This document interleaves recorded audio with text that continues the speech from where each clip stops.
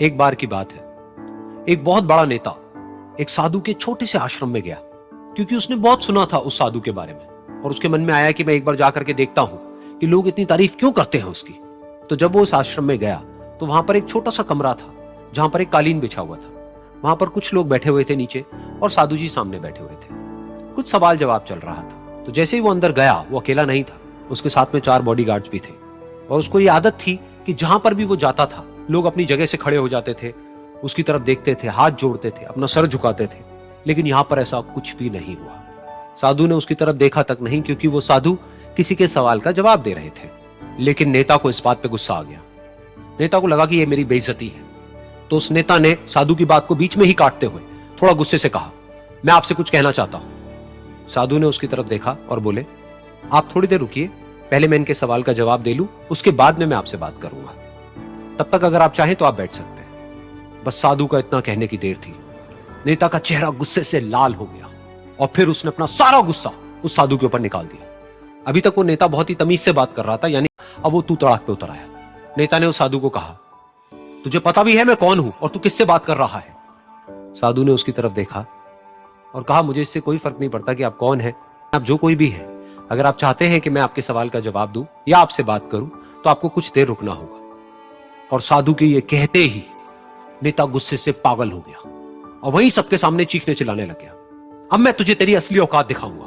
तूने मुझसे पंगा लेकर के ठीक नहीं किया है। तुझे पता भी है मैं तेरे बारे में क्या सोचता हूं।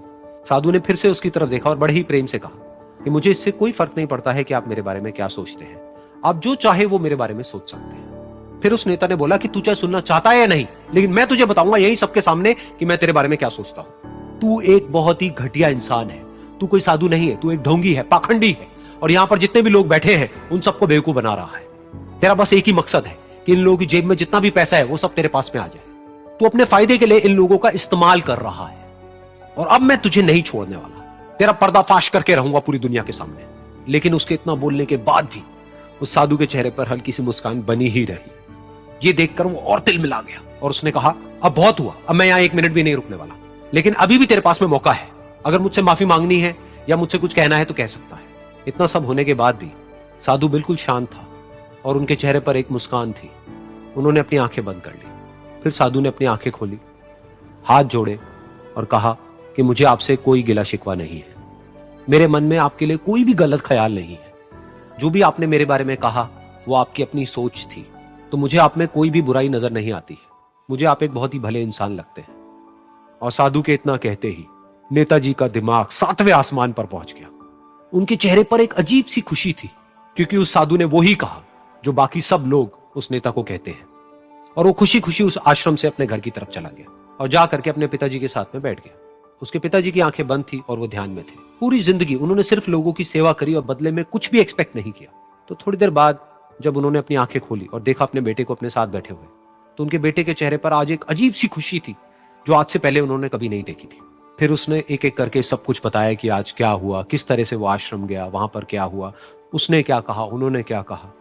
तो जब इसके पिताजी ने पूरी बात सुनी तो थोड़ा सा मुस्कुराए और अपने बेटे को देख करके बोले कि उन्होंने तुम्हारी तारीफ नहीं करी है, क्योंकि उन्होंने वो नहीं कहा कि जो तुम हो, उन्होंने वो कहा कि जो वो खुद है।